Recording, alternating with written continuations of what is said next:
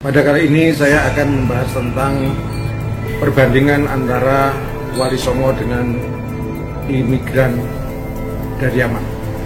Pembahasan kali ini memang sengaja saya sampaikan mengingat terjadi polemik antara Duriya Wali Songo dengan para Duriya dari Yaman.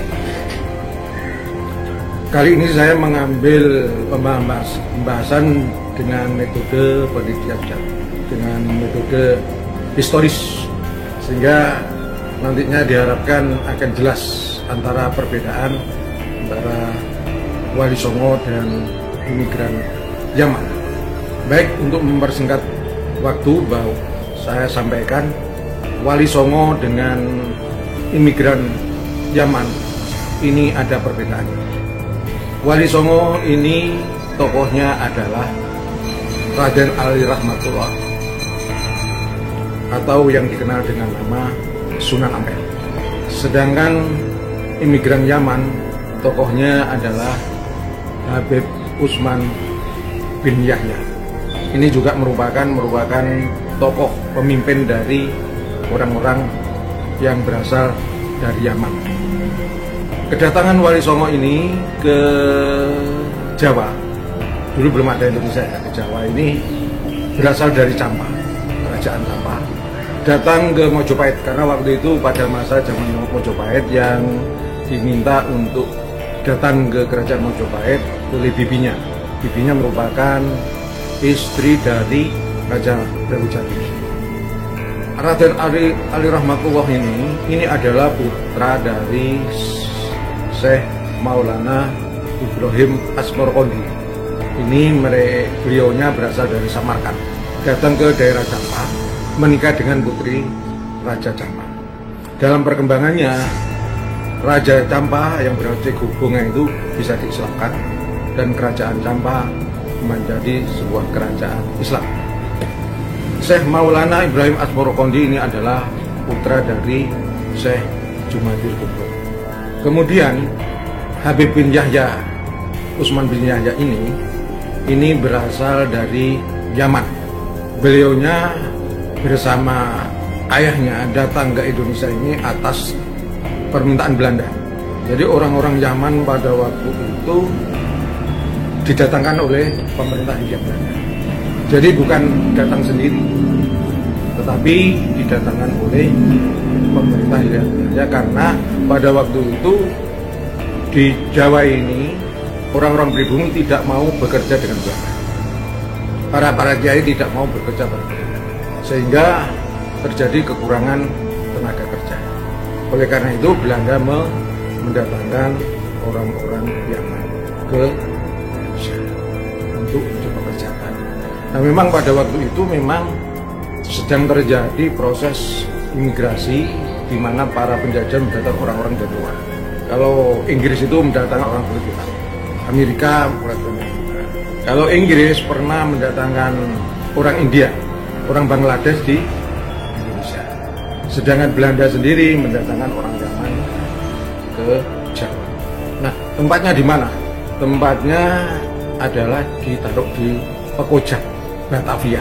Nah, kalau Wali Songo itu sudah jelas ya, Raden Ali Rahmatullah itu adalah keturunan Raja Campa ya, istri dari perempuan. Sedangkan ini yang dari Yaman ini sebenarnya dari kalangan orang-orang biasa dalam kondisi ekonomi susah ya, mengingat pada waktu itu Yaman memang sering terjadi konflik, sampai sekarang konflik. Makanya Yaman kan bukan negara kaya ya. Nah, orang-orang yang ikut Belanda ini dari kalangan orang-orang biasa, bukan dari kalangan keturunan Rasulullah. Kalau keturunan Rasulullah itu masuk dalam strata kelas bangsawan, kelas atas. Jadi dengan demikian kalau kelas atas tidak mungkin akan ikut Belanda karena kondisi ekonomi sudah mampu. Ini perbandingannya. Kemudian Belanda membawa ke Jawa, ditaruh di Pekojan, dipekerjakan, dikasih pekerjaan, pertama di perkebunan, kemudian juga dalam bidang perdagangan juga dibiayai oleh Belanda, kasih fasilitas, kemudian dimasukkan ke dalam jajaran pemerintahan. Salah satunya adalah Habib Utsman bin Yahya menjadi seorang mufti agung Batavia. Orang-orang dari Yaman ini zaman dulu mendukung Belanda. Sementara keturunan dari Wali Songo itu melawan, sudah ada perbedaan ya. Nah, sementara Wali Songo yang dipimpin oleh Raden Ali Rahmatullah ini mendapat tempat di Ampel. Tapi sebelumnya di daerah Kembang Kuning, kemudian di daerah Peneleh, berakhir di Ampel. Sedangkan imigran Arab Yaman ini oleh Belanda ditempatkan di Pekojan pada abad 18 sampai awal 19. Kemudian dalam perkembangannya mereka menyebar ke berbagai kota, di mana di situ kota itu yang posisi pemerintah Hindia Belanda sangat kuat, maka disitulah ada orang-orang imigran Yaman. Misalnya di Sumeneb, di Surabaya, di Semarang, di Pekalongan, di Palembang, di Kalimantan, di Banyuwangi, di tempat-tempat yang lain. Disitulah orang-orang Arab Yaman menyebar. Posisinya juga mendukung Belanda. Demikian juga di Solo, di Gresik. Sedangkan dari Sunan Ampel itu datang pada abad ke-14. Jadi jauh ya, antara abad 14 ke 18, ada sekitar 400 tahun. Nah, keturunan dari Wali Songo ini mereka adalah saat sekarang ini mayoritas kebanyakan dari para kiai-kiai. Gelarnya adalah kiai. Sedangkan dari orang-orang Arab Yaman ini adalah bergelar Habib. Nah, gelar Habib ini hanya ada di Indonesia dan terjadi pada zaman pemerintahan Hindia Belanda pada abad 18 akhir sampai 19 masih awal. Nah, Belanda memanggilnya para orang-orang Yaman yang ahli agama ini adalah dengan sebutan nama Habib. Sebelumnya tidak ada. Kemudian trah atau silsilah, ada perbedaan juga bahwa kalau Wali Songo itu silsilahnya itu dicatat oleh keturunannya, oleh duriannya sendiri. Para kiai sudah punya keturunan, misalnya di Banten itu dari Sunan Gunung Jati itu sudah tercatat keturunan para kiai. Demikian juga di Jawa Timur, Jawa Tengah juga tercatat oleh para keturunannya di pesantren. Sedangkan silsilah dari para Habib ini ditulis,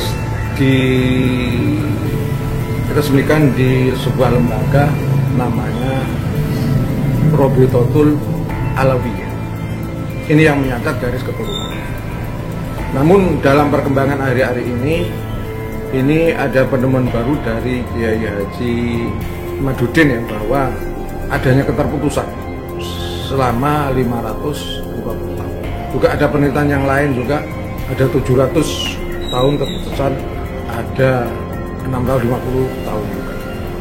Ini karena apa? Karena persoalan ada nama dari tokohnya yaitu Ubaidillah. Jadi di sini Kiai Madudin menganggap bahwa keterputusan tidak ada kaitannya dengan nasab ke Alawi, jadi tidak terkait terputus. Nah, dasar dari Robiatul Alawi ini yang mengurus tentang terah-terah para Habib itu lembaga ini berdiri pada tahun 1908, mendapat dukungan dari Belanda. Nah, referensinya siapa? Referensinya adalah seorang sejarawan dari Belanda yaitu Van den Berg.